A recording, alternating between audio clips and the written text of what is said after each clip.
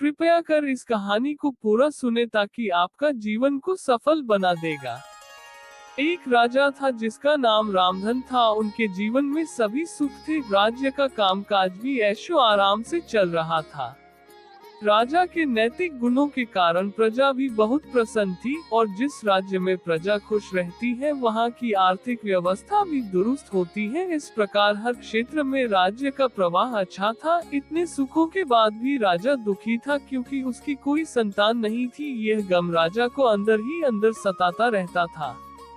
प्रजा को भी इस बात का बहुत दुख था। वर्षों के बाद राजा की यह मुराद पूरी हुई और उसे एक पुत्र की प्राप्ति हुई। पूरे नगर में कई दिनों तक जश्न मना। नागरिकों को राजमहल में दावत दी गई। राजा की इस खुशी में प्रजा भी झूम रही थी। समय बीतता जा रहा था। राजकुमार का नाम नंदन सिंह रखा गया। पूजा पाठ एवं इंतजार के बाद राजा को संतान प्राप्त हुई थी, इसलिए उसे बड़े लाड़ प्यार से रखा जाता था। लेकिन अति किसी बात की अच्छी नहीं होती। अधिक लाड़ ने नंदन सिंह को बहुत बिगाड़ दिया था। बचपन में तो नंदन की सभी बातें दिल को लुभाती थी, पर बड़े होते होते यही बातें बदतमीजी लगने लगती हैं।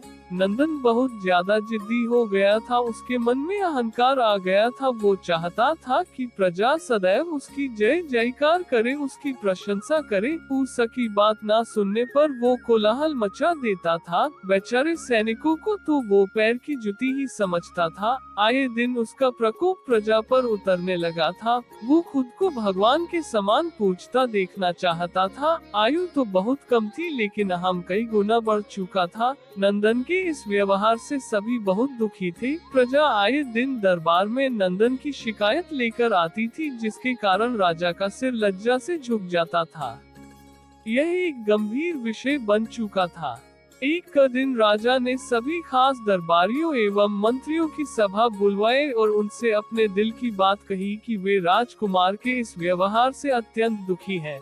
राजकुमार इस राज्य का भविष्य है। अगर उनका व्यवहार यही रहा तो राज्य की खुशहाली चंद दिनों में ही जाती रहेगी। दरबारी राजा को सांत्वना देते हैं और कहते हैं कि आप हिम्मत रखें वरना प्रजा निस्सहाय हो जाएगी। मंत्री ने सुझाव दिया कि राजकुमार को एक उचित मार्गदर्शन एवं सामान्य जीवन के अनुभव की जरूरत है।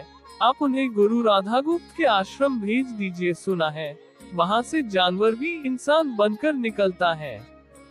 ये बात राजा को पसंद आई और उसने नंदन को गुरुजी के आश्रम भेजा। अगले दिन राजा अपने पुत्र के साथ गुरुजी के आश्रम पहुँचे। राजा ने गुरु राधा गुप्त के साथ अकेले में बात की और नंदन के विषय में सारी बातें कही।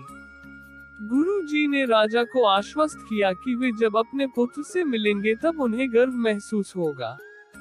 गुरुजी के ऐसे शब्द सुनकर राजा को शांति महसूस हुई और वे सहर्ष अपने पुत्र को आश्रम में छोड़कर राजमहल लौट गए।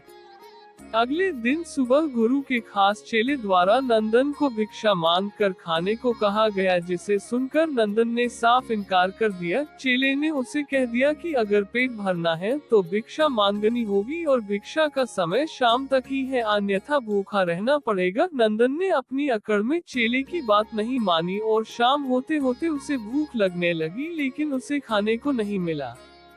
दूसरे दिन उसने भिक्षा मांगना शुरू किया। शुरुआत में उसके बोल के कारण उसे कोई भिक्षा नहीं देता था, लेकिन गुरुकुल में सभी के साथ बैठने पर उसे आधा पेट भोजन मिल जाता था। धीरे धीरे उसे मीठे बोल का महत्व समझ आने लगा और करीब 1 महीने बाद नंदन को भरपेट भोजन मिला, जिसके बाद उसके व्यवहार में बहुत से परिवर्तन आए।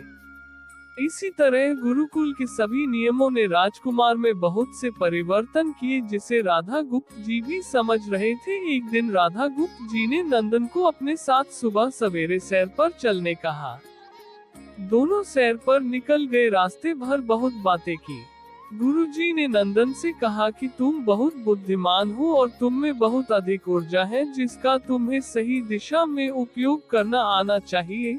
दोनों चलते चलते एक सुंदर बाग में पहुंच गए, जहां बहुत सुंदर सुंदर फूल थे, जिनसे बाग महक रहा था। गुरुजी ने नंदन को बाग से पूजा के लिए गुलाब के फूल तोड़ने कहा।